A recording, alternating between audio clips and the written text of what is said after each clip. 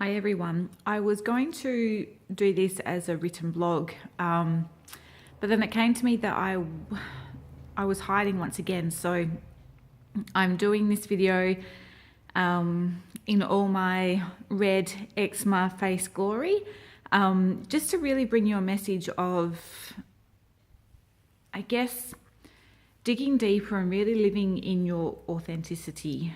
My eczema has been flaring on and off now for, I don't know, maybe 6, 7, 8 months. I've learned to stop and ask it what it wants to tell me and what I need to do to help it. But I was only really doing it on a really superficial scale. So it would heal, get better, be okay for a few days, and then it would flare again.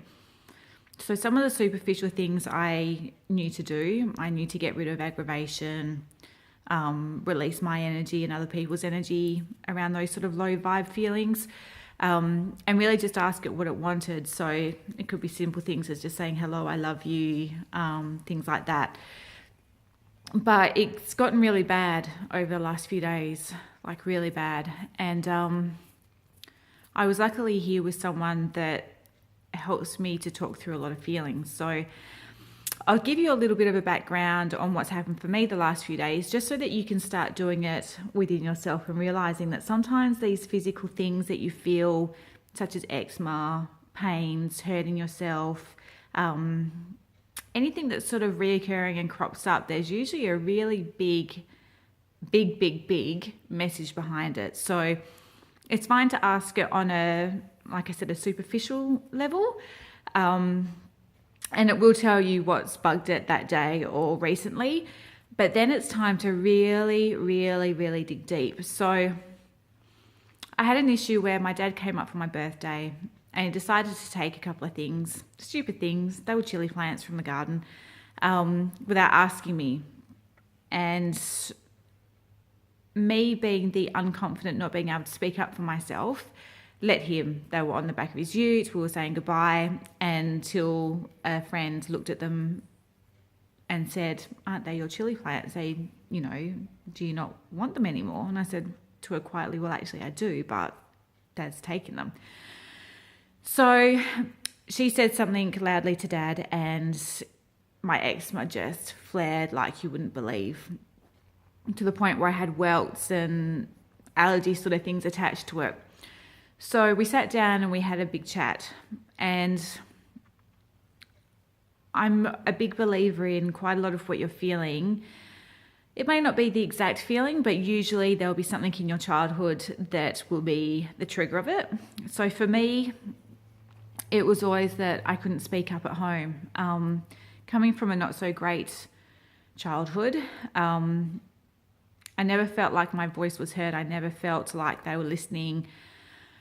I was feeling very frustrated and sad and all of those other things around it, because I knew that what they were doing and what was going on wasn't right, but I had no one to talk to. I didn't have any friends. I didn't have any family members that I felt I could trust, and especially having the "don't you tell anyone" thing to a child, you just don't do it.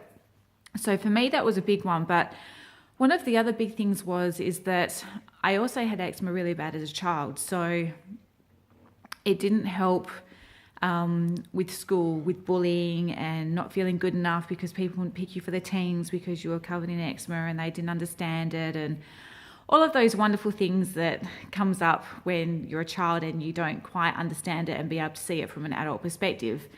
So it brought a lot of stuff of that up, and I had a big trigger of a similar thing at the start of the year. So it kind of took me back to that and realized that I was carrying still a lot of aggravation and annoyance and feeling left out and the black sheep and feeling like a leper. And for me, that big sentence of feeling like a leper really stood out for me, because obviously that's a similar kind of thing to what I'm going through now. For me, it has a few attacked ways. So when I said felt like a leper, I suddenly realized that I needed to look at a past life I guided where I was with Mary Magdalene, and obviously her and Jesus were doing a lot of healing on lepers and walking amongst them and so forth. So I realized I was carrying a lot of burden still from that. So I've had to sort of work through that as well and really let those burdens go and say it's fine to let those burdens go. And also, I call myself a bit of a chameleon because I can change to every situation. Some of it I pick up the energy and it sort of gets me going, and other times I realize that, acting that way around those certain people isn't right. So I really change myself, and I do drastically change myself. And while that seems to be a good thing to have in theory, in another way, I'm telling myself still that I'm not good enough, that I can't just be Julia. That I have to change something about myself, and that's not right either. Yes, don't get me wrong, in certain situations you can't say swear words or whatever else, but drastically changing how you act, behave, and are isn't a great thing, because you're really saying, I'm not good enough, so therefore I'll be who you want me to be, so that I'm accepted into this situation. And that triggers back to the childhood thing. So you can see it's all a bit of a circle, but I take the shape-shifting chameleon even further because I do physically change myself to adapt to how I'm feeling. So I have a wonderful guide who is the original Merlin, who is Murden. And whether it's him or whether it's my own shape-shifting abilities, but I realize that when I tell myself I want to hide, I don't want to be in the shadows, I'm not good enough, and whatever else, I was actually physically shape-shifting how I looked to fit that. It's the same as, my hair gets really greasy and lanky and not looking great at the moment, and all of these other things. I was literally changing how I was perceiving myself to the world to fit these not good enough feelings. Handy, but not great. So I recognized that today. And lastly, I realized that in the whole time that my eczema was really flared, from discovering what I truly am and all of those kind of things, I recognized that my eczema's been slowly getting worse and worse and worse. And you would think that once you would recognize what your true soul was and everything else, you would start sort of going in the opposite direction. But for me, I'm not living in my authenticity. I'm not living in who I truly am. I know who I truly am, and yet I'm still choosing to come from a really low vibrational, and it's not even the fact that it's a very human way of being, but it's those low vibrational energies of saying, I'm not good enough. Oh, yeah, that was really nice, but I'm still not really feeling joy and things like that. I wasn't coming from what my true soul needs to come from, and that's love and light and love and joy, and just, I'm in my human body for the first time, like everything should be curious and amazing and whatever, and instead I'm coming from this really like, that's really freaking scary. What do I do here? What am I going to do? Whereas, I need to come from that childlike wonder of, wow, like, what is this? What can we do? Let's try it out. So all of that combined has combined this.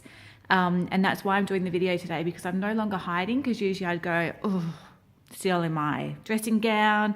My face is absolutely disgusting. I can't do this today. I need to make sure I have a full face of makeup, blah, blah, blah. So I'm showing you me not living my authenticity and me not having dug deep enough. So if you have something reoccurring or something's just not sitting right within you, whether it's a pain or, a feeling that's turned into a pain because you're not listening to it, dig deep. Get through those first superficial layers of going, yep, okay, it wants you to let go of this frustration. Yep, okay, that day was pretty shitty. I let that go. Dig even deeper. Go back to your childhood. Go back to your past lives. Whatever the case may be, and dig really, really deep to find that core thing. Because until you find the core thing, deal with it, acknowledge it, write the shit out of it, and then let it go, it's going to keep coming. And like I said, this has been numerous months where I've semi-done something, knowing what I needed to do, but just not digging deep enough. Or when I've dug deep enough, I haven't sat in it. I haven't lived it again. I haven't been that sad little girl who wears tracksuit pants in the middle of 40-degree Australian summers because she doesn't want to be seen. So live it, feel it, let it go. Remember that those feelings that you felt back then didn't hurt you or kill you then, so they're not going to hurt you now. So have that courage to suck it up and feel that shit, because once you feel it and once you get to that other side, and hopefully I'll get to the other side of this week, it'll change for you. It really, really will. And just acknowledging all those different little parts. Like I said, mine came from many different prongs, and yours might as well, or it might not. But really feel it and start really living authentically. If something's not right, it's because you're not living to how your soul wants you to live. So live it, feel it, let it go, and start moving forward to those high vibrations of love, light, peace, joy, and all those freaking wonderful things that we as humans actually say, oh no, we shouldn't be feeling that all the time. And yeah, shit's going to happen, and you're not always going to have great days, but being able to turn around and make it into a better day quicker rather than sitting in it and wallowing in it, that's when things begin to change. Because it's not about being able to change your circumstances and skipping through life like, you know, you're on a yellow path to the rainbow.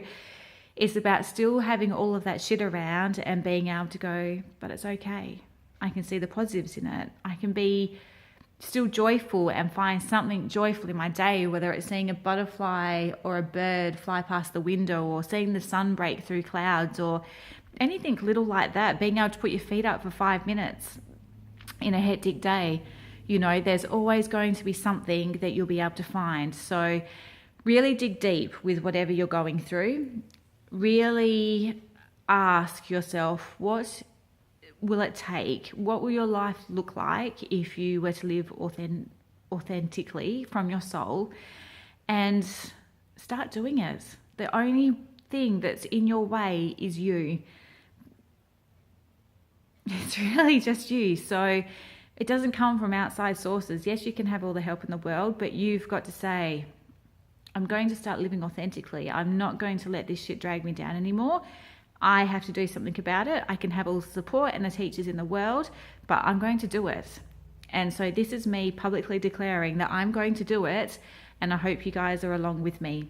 Till next time, keep walking your spiritual path.